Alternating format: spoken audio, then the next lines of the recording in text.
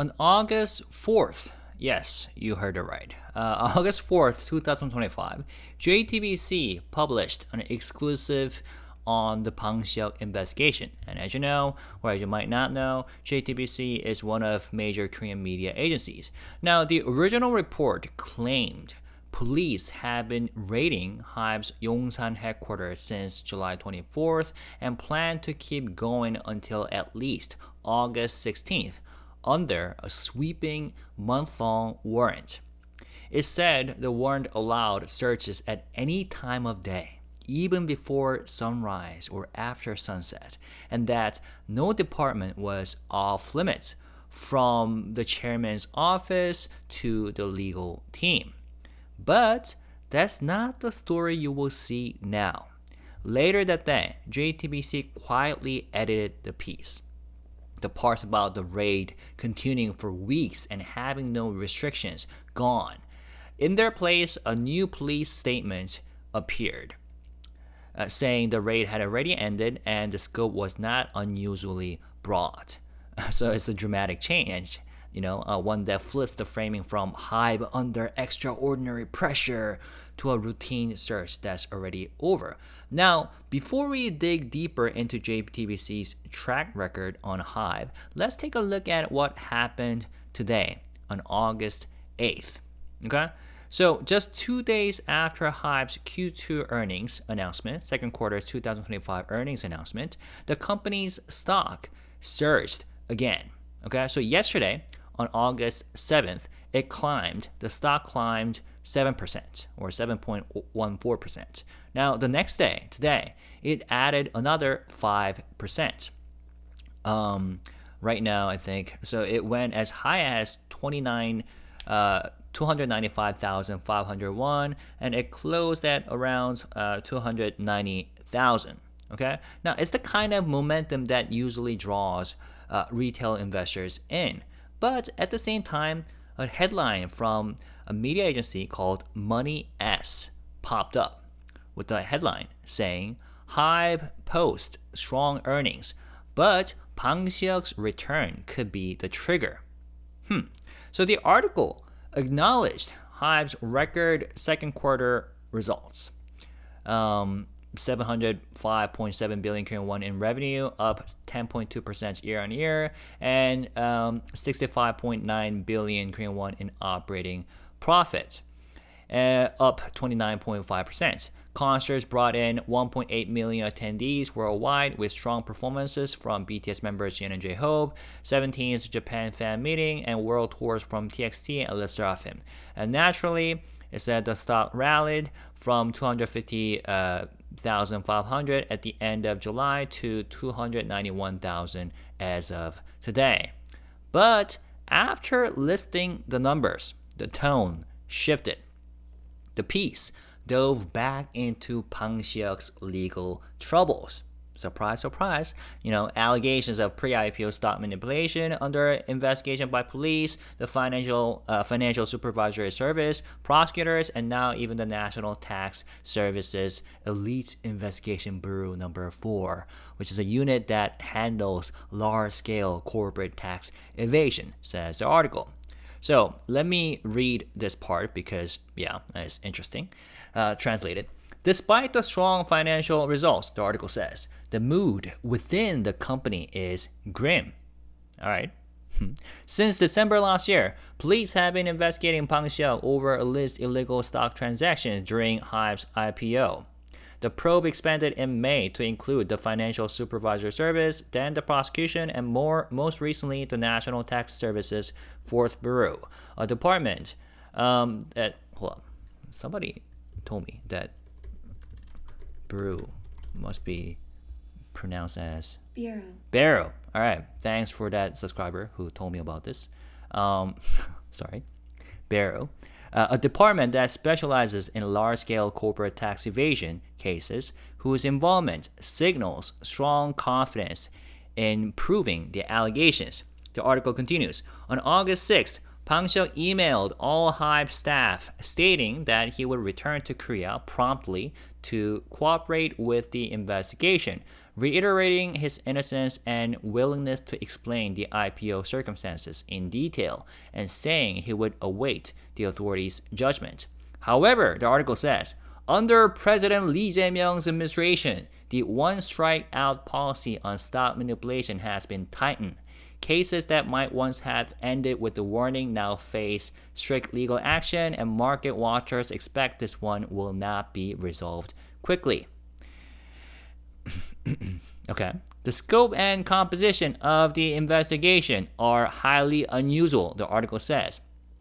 Police, financial regulators, prosecutors, and tax authorities are all probing the same company, a first for the entertainment industry. So for the first time in the entertainment industry. Some worry the fallout could go beyond HYBE itself. Past tax probes into YG Entertainment and SM Entertainment were led by single agencies, but HYBE now faces an all-front offensive. Despite becoming the first entertainment group to join Korea's conglomerate list thanks to BTS' success, its corporate culture has now made it a target for this package investigation. I'm like, huh? Corporate culture? Where is that coming from? So the last part of this article basically says that government scrutiny of entertainment companies used to be led by a single agency, but in HYBE's case, the knives are coming from all directions. BTS success made HYBE the first entertainment group to be classified as a large corporate conglomerate, but its corporate culture has not kept pace, making it a target for a package investigation by government authorities. So let's think about the framing here. I mean, they're positioning Bang Si-hyuk yet again, not just as a legal liability, but as a structural risk to HYBE's very identity.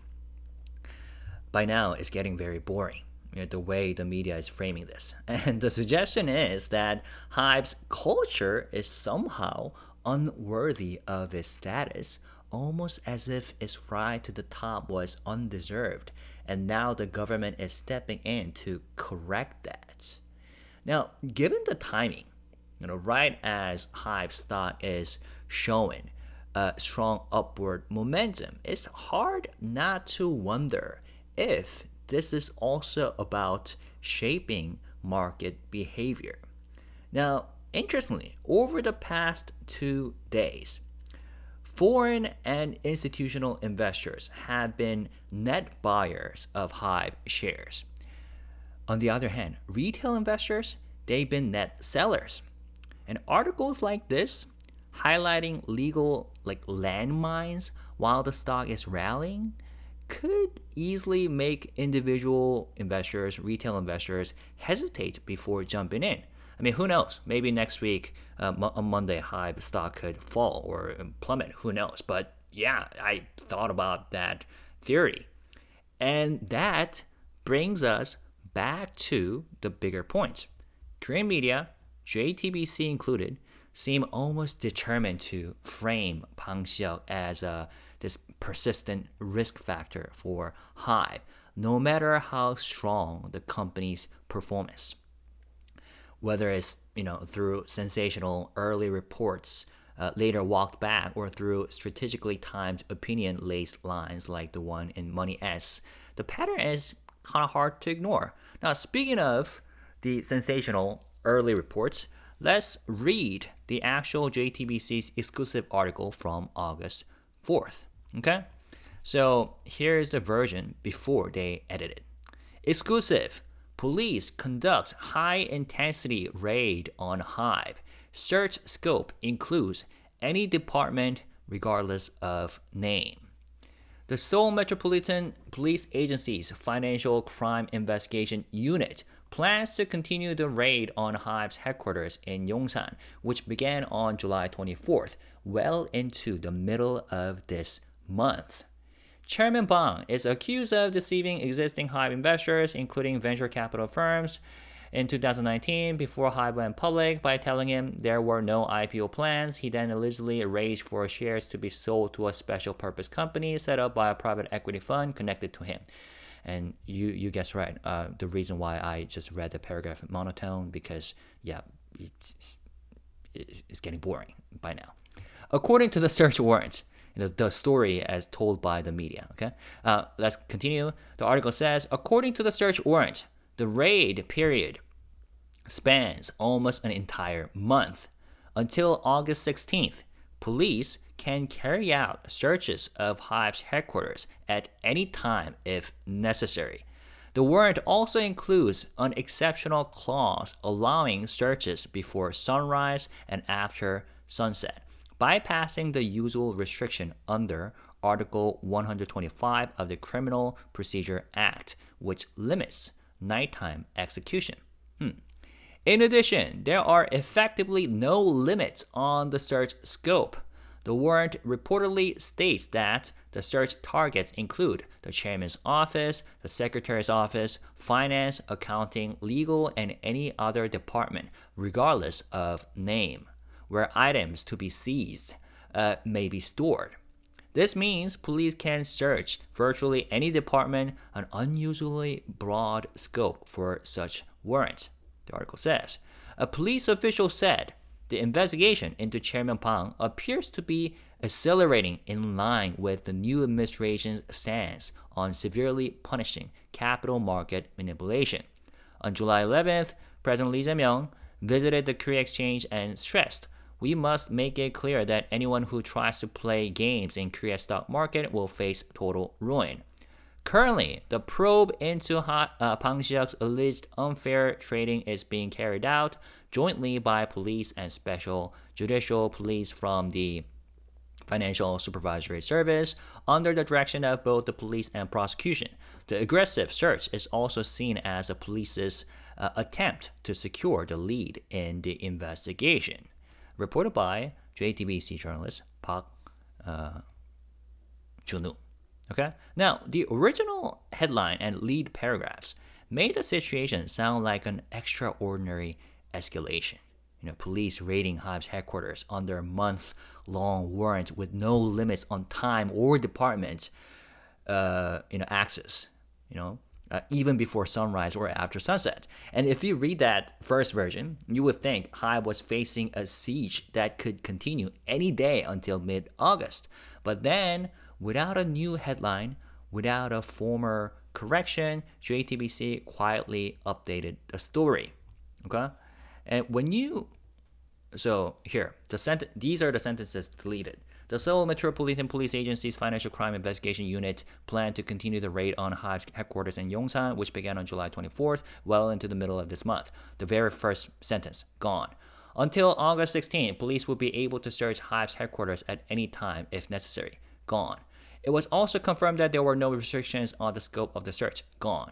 In effect, any department could be searched without limitation, and it is considered unusual for a warrant allowing such a broad search to be issued. Gone. But this particular sentence was added. However, police stated that the scope of the search was not unusually broad and that the raid on HYBE's headquarters had already been completed regardless of the warrant's validity period. So the last sentence of the newly edited version was added. Now, when you compare JTBC's original version of the Bang Si-hyuk raid article to the edited one, you can see a clear shift in framing. In the first version, the story opened with a sense of ongoing urgency. Police were said to be planning to continue the raid until well past mid-August, and the warrant allowed them to enter HYBE's headquarters at any time until the 16th. And this gave the impression that the company was still under active and sustained pressure. In the revised version, however, that entire detail is gone, removing any sense of an ongoing threat and making it sound as if the matter might already be resolved. And the way the search scope was described also changed. The original explicitly stated there were no restrictions and that any department could be searched. In the update, while the list of departments remained, that no restrictions phrasing disappeared. softening the image of an all-out sweep across the company. Another major change came in how the warrant's scope was characterized. Initially, it was called rare, suggesting something extraordinary in legal terms. In the new version, this was replaced with the police statement saying the scope was not unusually broad. And that single switch flipped the story from highlighting the exceptional nature of this warrant to, actively downplaying it. And even the perceived status of the raid was kind of altered. The original implied that police could still conduct raids until the warrant expired, keeping the possibility of further action alive. The edited version, however, stated outright that the raid had already been completed, regardless of the warrant's end date.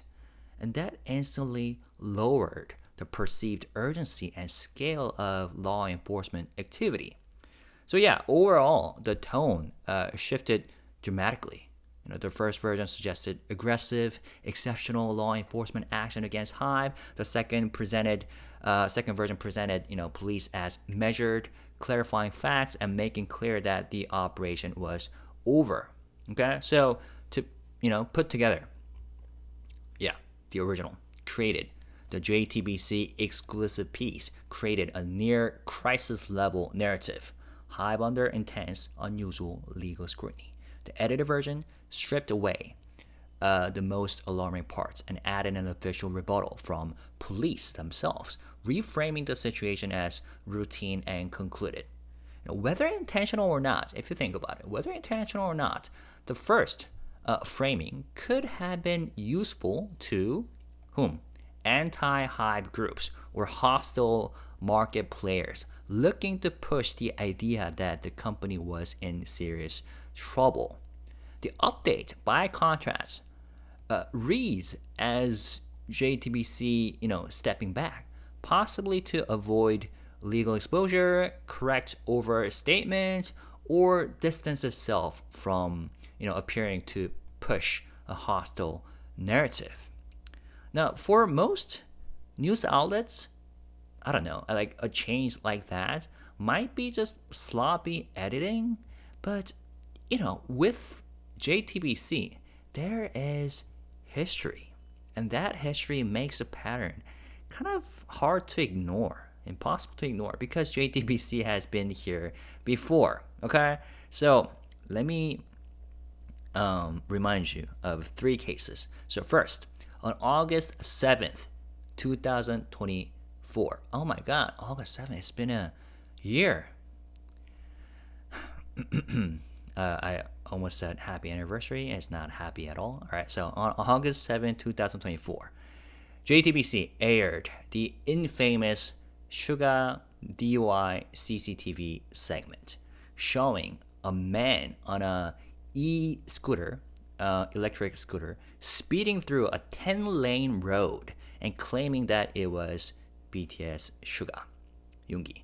But newly released CCTV from another angle revealed Suga was actually riding on the opposite side sidewalk.